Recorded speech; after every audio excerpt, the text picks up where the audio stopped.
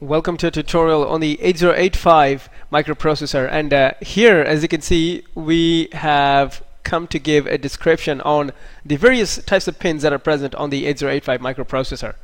Okay, so first of all, we start now. As you know that the 8085 microprocessor is basically a chip. So here is obviously its pin diagram, as you can see. So the diagram shows that it's basically a 40 pin chip. Okay, and out of these 40 pins, you know that the most common types of pin present on every possible chip are the positive power supply pin and the ground pin. Okay, so that's pin number 40 that acts as the plus VCC, or the positive power supply pin. Okay, there you go. And the ground pin is obviously, that's pin number 20 over here. So this is pin 40, and this is of course pin number 20. Okay, so that it just acts as the negative power supply. Okay, so we can basically understand that the 8085 basically is it just employs a single-ended, okay, it just employs a single-ended power supply. Okay, and generally it is worked at plus 5 volts. Okay, so if I might draw another box over here, let's say, okay, if I might just draw it a little bit on the inside. Okay, that just gives me enough space to house all its 40 pins together, so that I might just describe them properly. So there you go. So if here you would assume that this would be pin number 40. Okay, that's plus VCC. So we need to connect it to the plus 5 volt rail of the power supply, of course. And here, of course, we can connect pin number 20, that is the ground pin, to the negative power supply, that is the 0 volt. Okay, so there it goes. That's how we just power up the chip. Okay, and next we just come to pin numbers 1 and 2.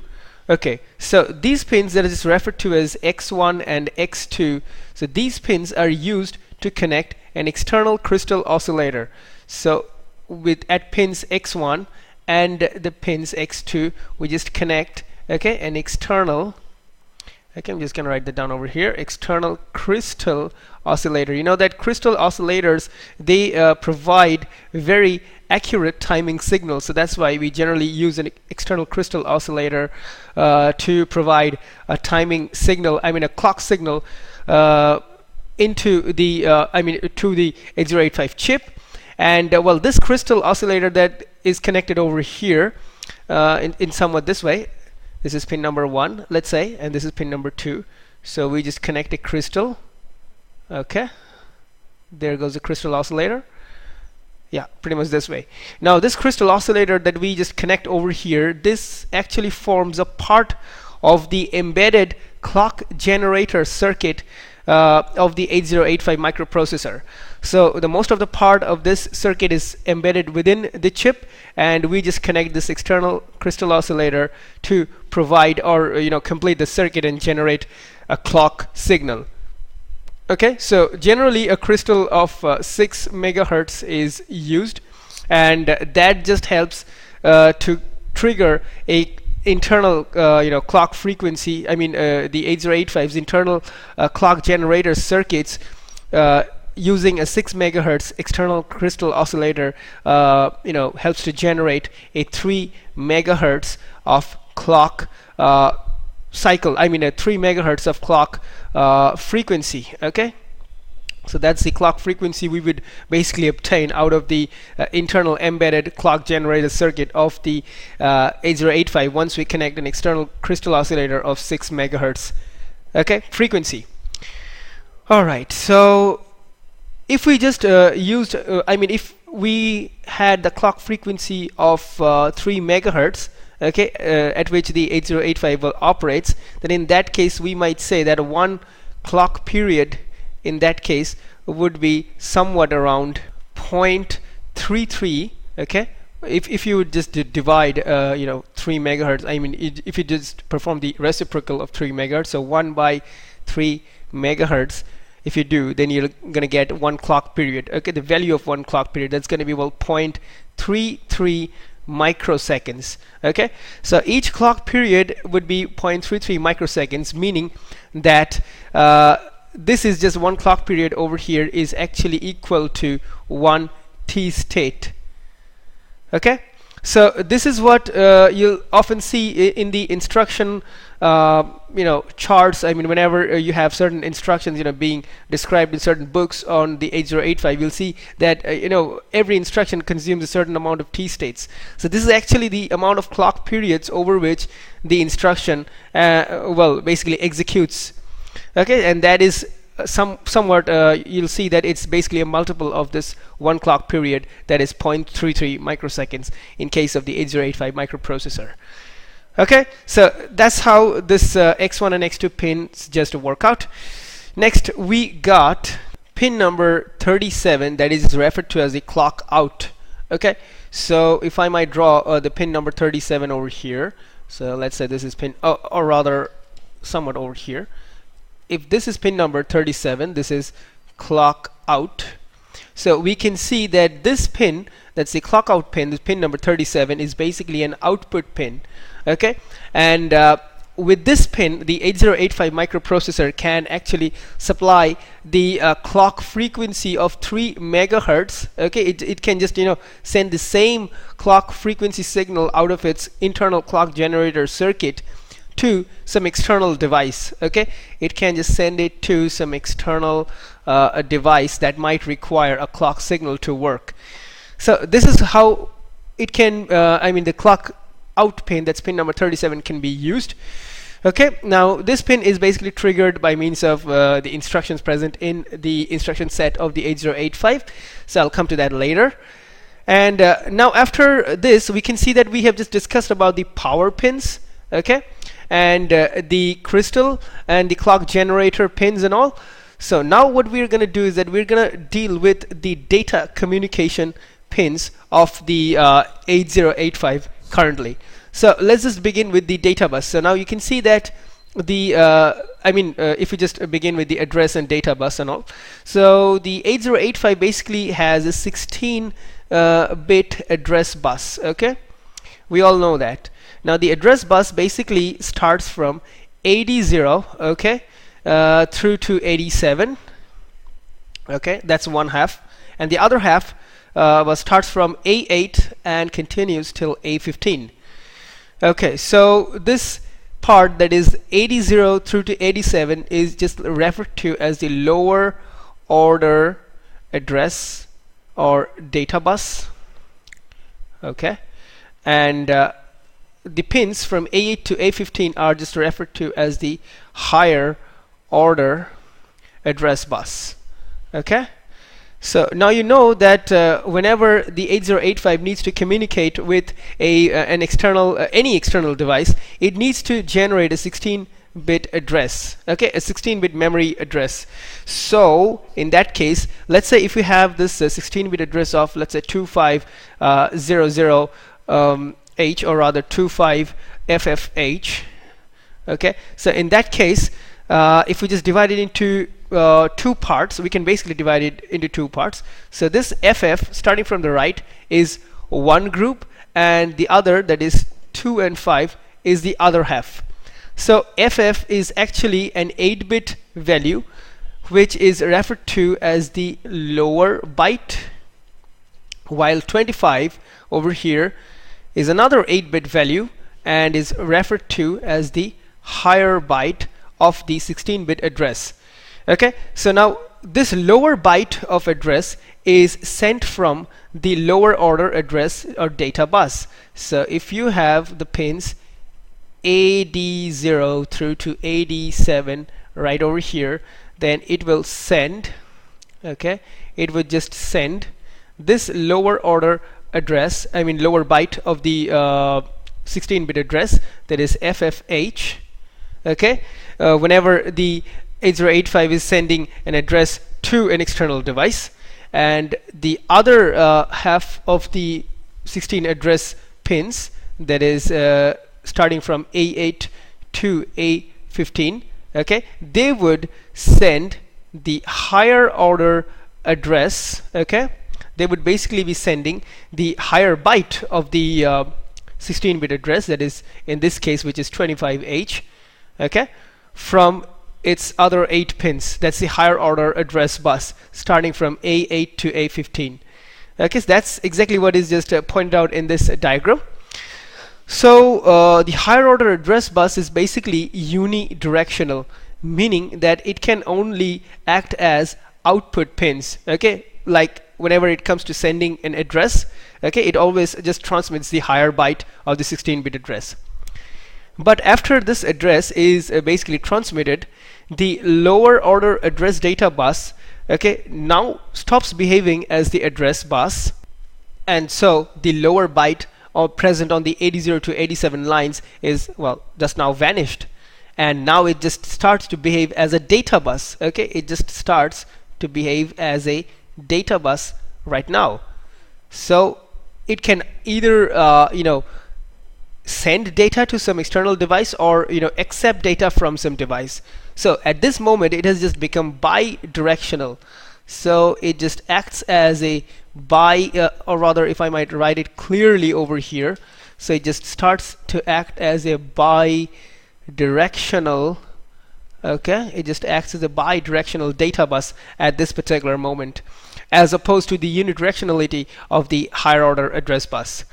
So we can basically say that the lower order address data bus is basically time shared, okay, or in a more technical note we can basically say that it's basically time division multiplexed, okay, it is time division multiplexed. But the problem is that in order to now, if the lower byte of the 16-bit address generated is lost suddenly, then the 8085 cannot communicate with the external peripheral device with which it was communicating all this while. So what can we do to hold this lower byte? Well, we can use a latch chip to latch this lower byte of the 16-bit address. Yeah, and that's where the ALE pin, that's pin number 30, comes into the picture. So this is a very important control pin. So that's pin number 30, known as the ALE. Now ALE actually refers to address latch enable pin, okay, so this is basically an output pin once again, and it is used to control this latch chip, which would be connected with the lower order address data bus in order to latch the lower byte of the 16-bit address produced. Okay, so whenever it just sends out a logic 0 signal, okay, if it just sends out a logic 0 signal, then we must understand that at that point of time the lower order address data bus has stopped to send the lower byte of the address, and it has become a data bus, and at that moment this logic 0 voltage level present on the ALE pin actually enables the externally connected latch chip, which latches the lower byte. Okay, and that's how the address, the 16-bit address, basically remains intact, okay, in an 8085 system, and the lower order address data bus can now act as a bidirectional data bus and accept or either output data. Okay, so this is a very important control pin from that point of view, and whenever the lower order address data bus pins are behaving as the address pins, I mean a part of the 16, whenever it's just actually transmitting the lower byte of the address, the 16-bit address that is, then the logic level on the ALE pin goes to logic 1 level, okay, and the latch remains disabled at that time. So that's how the ALE pin actually works out. Okay, next we move on to the other two data communication pins over here, that is SOD and SID. So that's pin 4 and pin 5. So this pin 4 and this pin 5, as it's known as well, SOD and SID. Well, let me just start with pin 5 over here. Okay, so this pin, that is SID, actually stands for serial input data. Okay, and on the other hand, pin number 4, that is SOD, well, stands for serial output data. Now these pins together are actually the serial communication pins of the 8085 microprocessor. So these are actually serial communication pins, okay, of the 8085 microprocessor. So whenever we now if I just elaborate a bit about serial communication, like for example, let's just think about an 8-bit data, let's say 8F. Now 8F could be represented in binary as something like this, 10000 and then all ones, okay. Now in order to transmit such a data, we would need 8 lines, 8 parallel lines this way, so that each of these corresponding bits would be present in each of the 8 lines, okay, and so on. But the concept of serial communication goes somewhat this way, that we don't need 8 separate lines to transmit this information, okay. Instead, if we would only have a single line, then that is enough to just transmit this sort of a data, or to communicate this sort of an 8-bit or 16-bit or 32-bit, no matter how large the data is. If we'd have a single line, okay, then that is sufficient to communicate a binary data. But how could that be possible? Well, we can just transmit each bits one at a time. So you can just transmit this 1, okay, goes 1, and then you transmit another 1, 1, 1, 1, and this way you transmit the 3 zeros one at a time, and then finally the MSB, okay. So now we have 8F being transmitted with in a way by transmitting one of its bits at a time. Now this could be well referred to again as time division multiplexing, okay, meaning the same line is being used at different time intervals to basically transmit or communicate different bytes, different bits or bytes, whatever. So this is the concept of serial communication. Now whenever the 8085 would need to transmit serially any kind of binary data to some output device, then it would use the pin number 4, okay, which acts as an serial data output pin, okay. And on the other hand, if it needs to accept any serial data input from any external device, then it would use the pin number 5, which acts as the serial data input pin, and so goes their name, serial output data and serial input data respectively, okay. So these were the data communication pins of the 8085. And now we're going to move on to the control pins of the microprocessor over here. So let's just start with one question, that well, now we know that the 8085 microprocessor, well, actually it communicates with so many devices. Now how does it differentiate between memory device, okay, and on the other hand any sort of peripheral device, okay, or any kind of input-output device? So how can it just differentiate between a memory chip and any kind of peripheral or control chip or whatever? So how does it differentiate? That's the question. Well, in order to do this, there are certain protocols and processes, and of course a set of control lines, which we just refer to as the input-output memory bar, okay, the S1 and the S0, that is pin 34, 33 and 29. So over here, if I might just draw them, so this is basically pin number 34, pin number 33 and pin number 29. So pin number 29 is S0, 33 is S1 and 34 is input, output and memory bar. So let's just start with the input, output, memory bar pin, that's pin number 34. So all these pins that you can see over here are basically output pins, okay, and as the name goes over here, input, output, memory bar, you can well understand that whenever the output signal on the pin number 34 is a logic 1 voltage level, then we know that, I'm sorry over there, not we, but the devices that are peripheral devices that are connected with the 8085 know that it is an input-output related operation, okay. And on the other hand, if this voltage level on the pin number 34, that's the output voltage level, if it just goes on to a logic 0 voltage level, then the peripheral devices connected to the 8085 will understand that it's a memory related operation or any kind of memory mapped operation. Okay, so there is a link on how the memory related operations and the input output related operations basically work out depending upon the voltage levels on pin number 34, 33 and 29. I'm gonna depict that in a tabular format over here.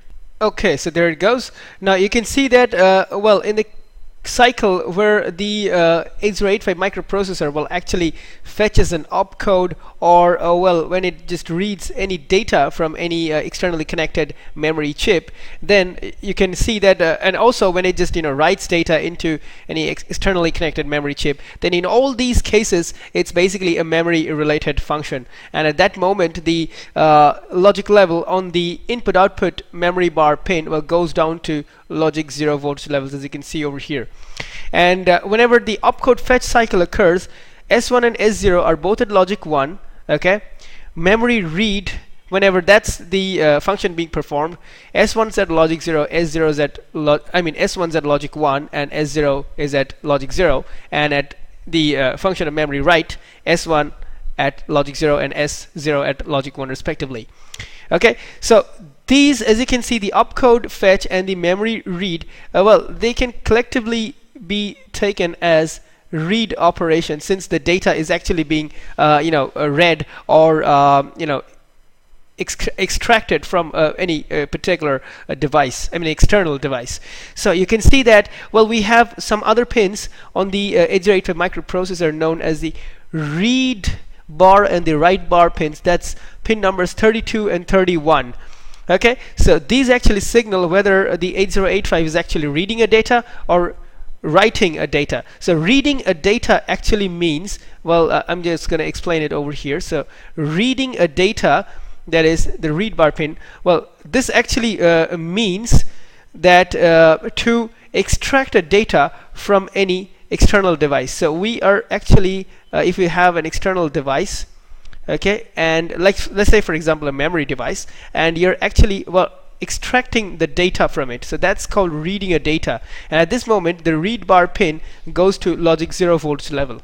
Okay, and if you are performing the opposite process, that is transferring data, so if this is the data, okay, so if you're basically transferring the data from the 8085 microprocessor to an external device, okay, then that is basically characterized as, or rather known as the known as writing a data, okay, into the external device concerned. So at this moment what happens, the write bar, logic level on the write bar pin, it goes to logic 0.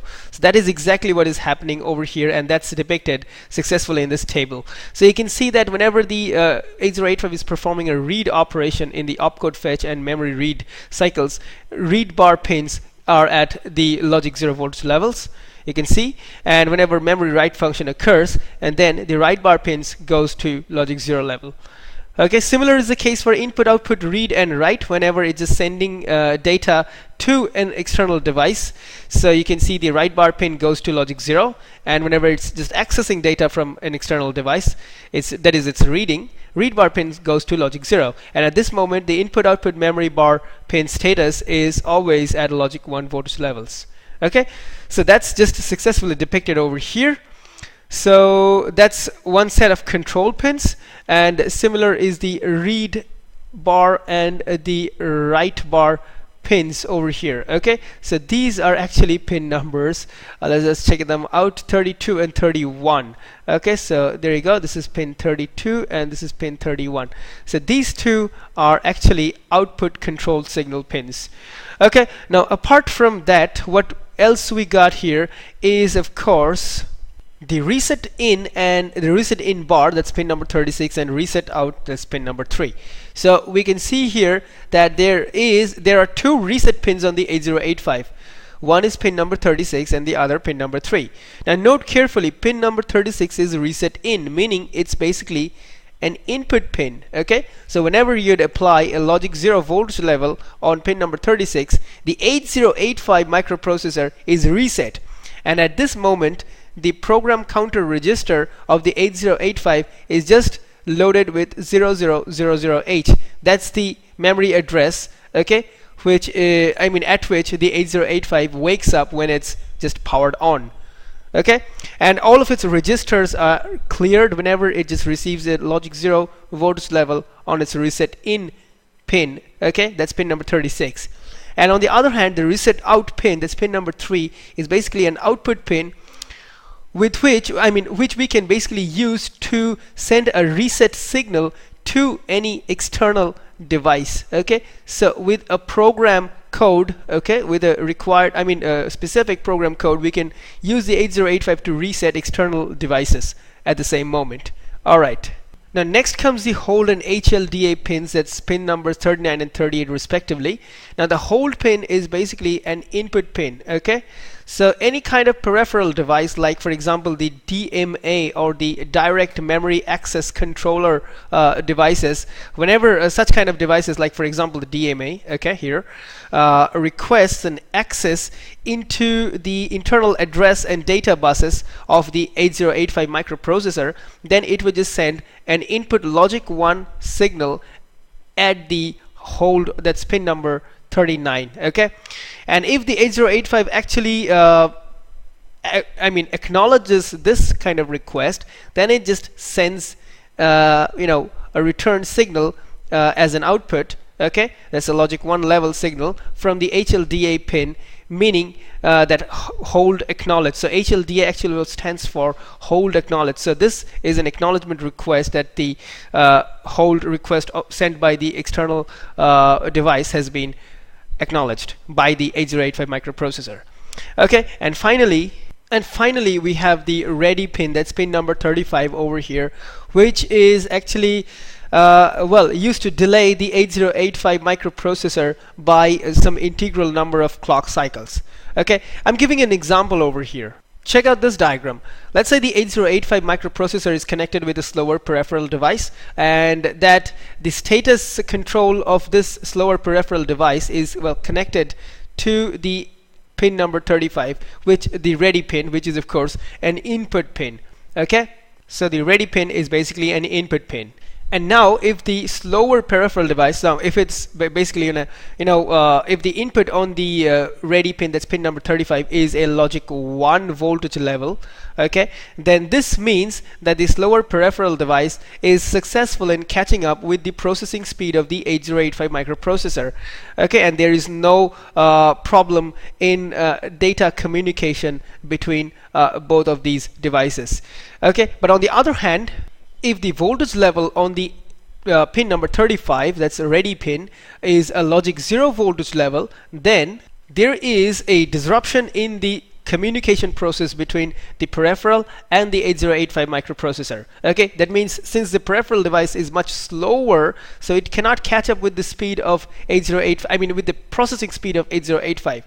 So when this logic level, this kind of an input, that's a logic 0 voltage level on pin number 35, is sent as input to the 8085 microprocessor, then it begins to wait for an integral number of clock cycles. Okay, so it just enters into the waiting state until this voltage level on pin number 35 becomes logic 1 once again.